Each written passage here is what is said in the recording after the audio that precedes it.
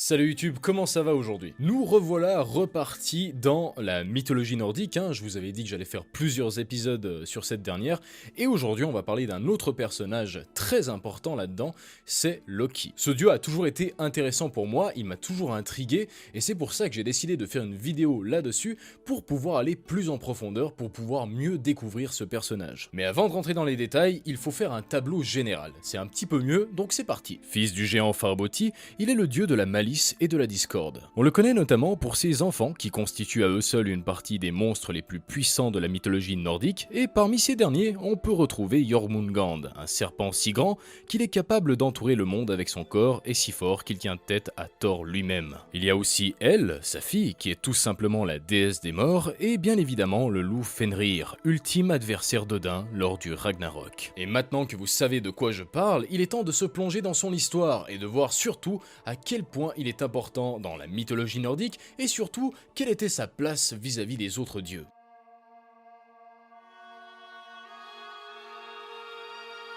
On pourrait déjà trouver assez étrange que le fils d'un géant soit accepté parmi les As, mais c'est dû à une seule et unique chose, l'adoption de Loki par Odin. Dans le poème Lokasenna, Loki rappelle d'une manière assez énigmatique les circonstances de cette adoption lorsqu'Odin et lui se lièrent par une fraternité sacrée. Loki dit: te rappelles-tu, Odin, quand autrefois nous deux mêlâmes ensemble notre sang? Boire de la bière, tu déclaras que tu ne le ferais pas si elle ne nous était offerte à tous deux. Et de par ce pacte, il fait partie de la triade divine qui créa l'humanité et appartient alors à la couche supérieure du Panthéon, la plus proche du dieu suprême. Ah, et d'ailleurs, en parlant de dieu suprême, d'après vous, c'est qui? Est-ce qu'il s'agirait d'Odin ou d'une autre personne? Eh bien, gardez cette idée dans la tête, on y répondra à la fin de la vidéo, mais en attendant, concentrons-nous sur l'histoire de Loki. Enfin accepté dans la grande famille des As, Loki apparaît dans de nombreux mythes comme compagnon de route d'Odin et de Thor. Il l'utilise comme messager, bien qu'il semble aussi le considérer comme inférieur, voire même comme un bouffon pour les dieux. Mais attention, il ne faut pas le réduire à cette simple image, parce qu'il est bien plus que ça,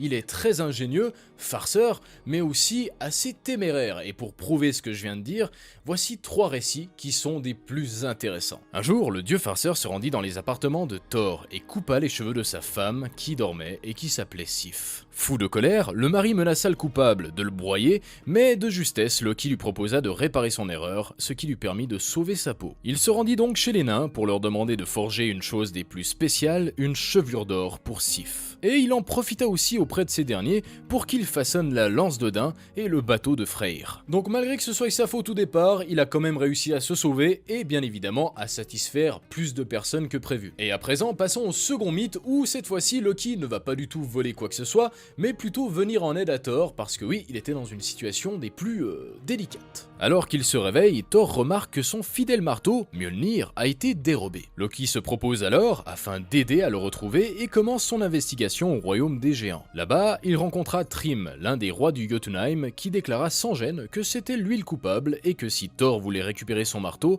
les dieux devraient lui offrir la main de Freya. Une fois de retour, Loki informa les dieux de la situation, qui ne l'accueillent bien évidemment pas très bien. Mais le dieu Heimdall a une super idée, c'est de travestir Thor pour le faire ressembler à Freya, et en même temps, Loki va se déguiser en servante, et ce joyeux petit monde va aller là-bas pour justement récupérer le marteau. Donc ils se rendent tous au festin organisé par le voleur, et il est totalement trompé par ce tour, il ne voit que du feu, mais il se rend compte quand même qu'il y a quelques petits trucs qui clochent. Déjà, sa promise mange énormément, ce qui est assez bizarre, et pour ce faire, Loki va lui dire qu'ils ont simplement fait un voyage de 8 jours sans s'arrêter, et donc sans manger, ce qui explique cet appétit. Thrym demande ensuite pourquoi sa promise le regarde avec un air autant enragé, et Loki lui répond que c'est simplement parce qu'ils n'ont pas dormi pendant ces 8 jours. Voilà, ce qui explique cet air enragé, c'est donc le manque de sommeil. Et le géant décide enfin d'honorer sa part du contrat et demande à ce qu'on lui amène le marteau, et à sa vue, eh bien, Thor décide d'éliminer tout simplement le géant et sa famille. Comme ça, c'est fait, c'est clair, il n'y a plus de menaces. Et à présent, passons à une histoire un peu moins sanglante, puisqu'il ne s'agit pas d'un vol ou de meurtre, mais plutôt d'un pari. Après l'épisode de la chevelure de Sif, alors que Loki était en présence des nains Brok et Eitri, il paria sa tête que les deux frères ne pourraient fabriquer des objets aussi précieux que ceux qui ont été forgés par les autres nains. Les deux individus, décidés à fermer le clapet de ce dieu provocateur, actionnèrent leur soufflet et se mirent mirent à l'ouvrage. Mais Loki, mauvais joueur et ne voulant perdre ce pari, se métamorphosa en mouche et commence à piquer Brock pour le distraire. Malheureusement pour lui, ça ne fonctionna pas et les nains retirèrent de leur fourneau Gullinbursti, le sanglier à la crinière d'or qu'ils offrirent à Freyr. Ce fut ensuite au tour de l'anneau d'Odin, Draupnir, et du marteau de Thor, Mjolnir, d'apparaître. Et même si le manche du marteau s'avère être trop court à cause des nombreuses tentatives de Loki pour saboter le travail de ses adversaires, le pari est incontestablement gagné par les deux frères. Mais afin de se sauver, Loki déclara qu'il avait parié sa tête et non pas son cou. De ce fait, les nains se contentèrent juste de lui coudre les lèvres afin de le punir. Donc encore une fois, Loki a réussi à se sauver, même si c'était cette fois-ci assez chaud. Mais il existe une fois où Loki n'a pas réussi à se sauver, et justement, il l'a payé extrêmement cher. Dans le chapitre 49 de la Gylfaginning, il est dit que Baldr, fils d'Odin, rêva de sa mort prochaine, ce qui inquiéta les Ases. De ce fait, sa mère Frigg ordonna à chaque élément de ne jamais faire de mal à son fils, ainsi les dieux s'amusèrent à lancer plusieurs objets sur Baldr afin d'honorer cette invulnérabilité. Mais Loki trouvait ça fort déplaisant et alla voir Frigg en prenant l'apparence d'une femme. Et après quelques questions, elle avoua qu'elle n'avait demandé de serment au Gi, étant donné que cette pousse semblait si inoffensive. Content de cette information, Loki incita alors le dieu Eud, frère de Baldr, à le lancer contre lui pour se joindre à l'activité. Et comme il s'y attendait, Baldr mourut sur le coup, créant la stupéfaction des Ases. Le dieu Hermeud se porta alors volontaire pour voyager au royaume des morts et demander à elle de lui rendre Baldr. Celle-ci accepta, mais à une seule condition, que tout le monde le pleure. Bien évidemment, l'échec sera total, étant donné que le dieu Loki, déguisé en géante, décidera de ne pas le faire. Et ce n'est que par après,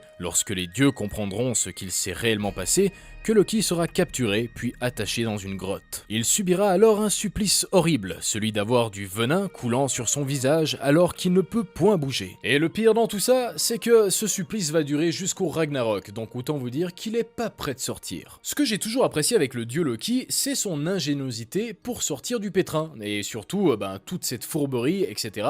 C'est propre à lui et c'est ça qui est assez dingue.